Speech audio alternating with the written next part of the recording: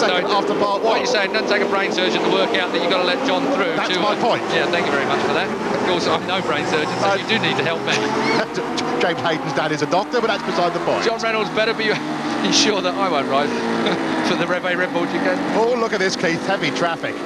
I get myself tongue-tied, and we look, and that's the reason why, because getting through that amount of back markers cleanly is so difficult. We're on board with John Reynolds, looking at James Hayden. Now then, James, what are you going to do here? We're going up through McLaren into Clearway's corner now. The point you're making, though, is quite correct. Does he know it's John Reynolds right behind him? Yeah, he's got to do. He's a professional rider. There's no way that he won't know that that's his teammate that's just there. His pit wall will tell him exactly where he is on the road. And, of course, on aggregate time as well. It should do anyway. But I tell you what, 140, but there's Roger Marshall, the man with the responsibility, and Ben Atkins to the left, who is the team owner. That's a very serious couple of faces there, I've got to say. But John Ward there as well. They're asking the same questions we are in the commentary box. Well, I don't think they need to ask them just yet, because it's perhaps... yeah, a little bit early to... I'll tell you what, they really need to sort these people out. Back markers are getting in the way. That's Gordon Blackley. He's hardly a back marker. He's third in the Privateer Challenge at the moment. Down into Graham Hill Bend then, as we are on board with John Reynolds, and he really is getting the sticky end of the wicket regarding people that are in his way. We take no prisoners. John, there is Colin Wright, of course, team manager to Neil Hodgson and Neil McKenzie. Hodgson. There's Darryl Healy, the owner. There's Paul Denning, team manager of the National Tyre Suzuki team. Chris Walker and John Crawford's man. He's got them alongside him, of course, because they're not out there. John Reynolds then we're on board with. It's all about JR. JR needs to get past Hayden. This man is away and leading on the racetrack. Number 95 is Anthony Gobert. 55 is Francis Williamson. I think he's actually going very well in the privateer battle, Francis Williamson. He's been there, done that, as Francis. Now, can Gobert get out far enough to win this race? He's got to take another few seconds in the closing laps, well, Keith, we've got a couple of laps to go. Oh, maybe not then. Well, he's just lost a bit of time there.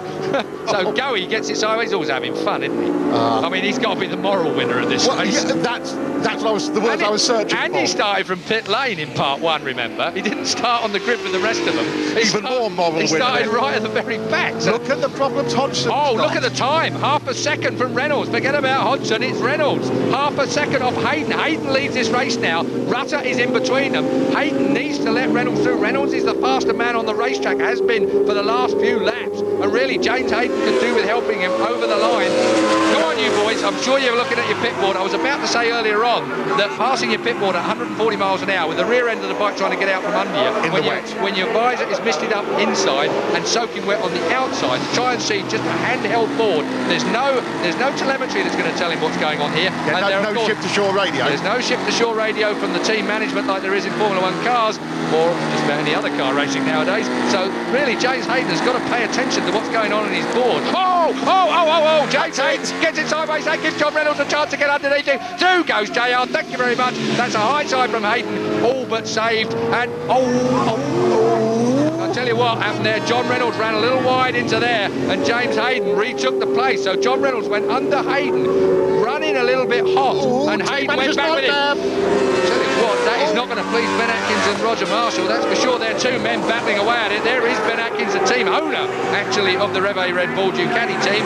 As we look at Paddock Hill Bend now, John Reynolds and James Hayden battling here. I think Hayden thinks he can win it. It's no secret that he won't be signing for Rev A Red Bull next year. Oh, look at that. Well, I think he's proving a point here, isn't he? He's going for the win. Hayden wants to win, and that has really cost Reynolds badly. I can't work it out from the aggregate as they cross the line just now. Rutter, though, as far as I'm aware, Rutter is right there with them on the track, and that will put Rutter I think that puts him between them at that point, but he could win this race. He could go, but won't win it. He's 3 or 4 seconds behind. Oh, there it is. Rutter then does lead it by half a second. Rutter has only got to finish behind these two, and Rutter is going to win, well, his first Superbike race. Good question. You think he's won in the wet before? Well, he might have done, but we won't take it away from him. Level 3 Yamaha then is going to win this race behind these two, and these two are going to win the unpopularity stakes back at Rev A Red Bull.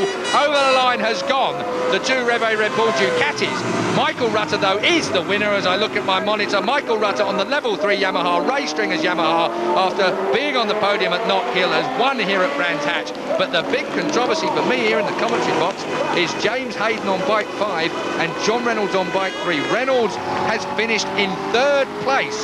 Hayden has finished 2nd. That little escapade has cost John Reynolds 9 points in the championship. And with Hodgson down the order and Chris Walker on the floor, that was a chance for JR to close in on the championship. There are the confirmed results. Michael Rutter from James Hayden and John Reynolds. Anthony Gobert a superb fourth. Emmett past Hodgson in the closing stages to thwart him for more points. Jeffries and McKenzie 7th and 8th. Shane Byrne 9th. Paul Young, Tom Kipp, Carl Harris, the best of the privateers in 12th place. Dean Ellison, Francis Williamson, Gordon Brackley and Steve Marks rounding up a big solid privateer battle here down to 16th place. David Wood, Paul Free, Carl Rennie, Lee Humphries, Jones, Robb, Redgate and Plater getting 24th place, 3 laps adrift. Mike, congratulations, second time on the podium, but a win is absolutely fantastic. There's all sorts going on in that race, all kinds of battles and all kinds of things to contend with. Yeah, it was like, you know, it was people pushing each other around and hitting each other. It was just like, you know, it was a lottery out there really. It was going to stop on, but, you know, we got to the flag in the end. Back markers.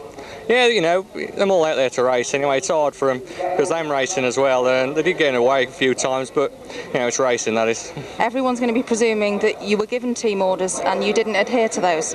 Well, it wasn't really a question of that. It was like, on aggregate times, I didn't know quite where we were and, you know, what was going on in the race. You know, it was an aggregate race, it was a split race. There was sort of 3 or 4 of us, I thought, dicing for the lead, so it was really, you know, I just had to kind of get my head down and run my own race, you know.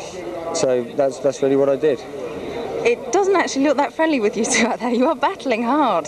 Yeah, well, you know, I mean, I'm still racing motorbikes here. I haven't got a contract for next year, and you know, I'm not going to be barged out of the way by, you know, by anyone. I'll help if I can, but you know, it's like if I can. And at the end of the day, that was just the way that race ran for me.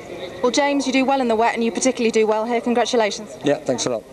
John, no team orders then? Doesn't look like it, Claire, does it? What's the score on that? Can't be very happy in the Red Bull camp at the moment.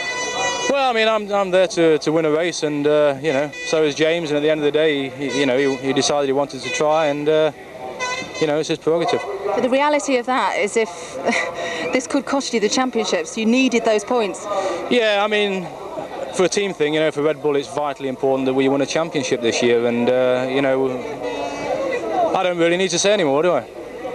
Listen, it was a great race by you. Obviously very difficult to find the right line out there, but you made it some serious time. Yeah, same again. You know, I don't like the wet, and I sort of steady away. What I didn't want to do was crash in the first 2 or 3 laps. I wanted to get the bike and the tyres bedded in and then go for it. But Anthony was on a roll, and he rides wet, well in the wet. And you know, I'm happy to finish in the top 3.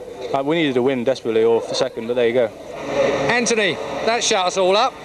Yeah, it was kind of good. I was a little bit concerned after the first one. We had to start from pit lane, and unfortunately they sort of had 8 seconds on me when we restarted the race. I knew it was going to be an uphill battle, but fortunately I got a good start and got up, caught the guys, got a little bit of a lead, but every time I started pulling away a little bit, then I got held up by slower guys who, you know, they were waving a blue flag, but no one was taking any notice.